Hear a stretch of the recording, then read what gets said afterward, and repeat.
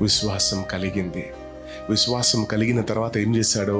విశ్వాసాన్ని వాడడం మొదలుపెట్టాడు. ఎలా? అయ్యా, ఎక్కలేని కొండను ఎక్కాలనుకుంటున్నాను, ఎక్కిస్తావా? ఎవరితో మాట్లాడుతున్నాడు? అక్కడ దేవుడు ఎక్కడున్నాడు? అర్థమవుతుందా మీకు? ఏం చేశాడు? ముందు విన్నాడు. వినుట వలన ఏం కలిగింది? ఏ విశ్వాసం కలిగింది? దేవుడు ఉన్నాడన్న విశ్వాసం, నా మాటను వింటాడన్న విశ్వాసం, ఇక్కడే నా చుట్టూ ఉన్నాడన్న విశ్వాసం, ఈ రోజు నా మాటలు విని నన్ను ఆశీర్వదిస్తాడన్న విశ్వాసం ఆయన కలిగింది. ఏం చేశాడు? అయ్యా, నాకు తెలుసు నువ్వు నాతోనే ఉన్నావు, నాకు తెలుసు నువ్వు నాలోనే ఉన్నావు, నాకు తెలుసు నువ్వు నా ప్రక్కనే ఉన్నావు. హల్లెలూయా. నాకు తెలుసు అయ్యా, నువ్వు నాతోనే ఉన్నావు. ఇదిగో ఆ ఎత్తైన పర్వతం ఎక్కాలనుకుంటున్నాను, ఎక్కిస్తావా? దావీదు ఆశించింది ఏంటి?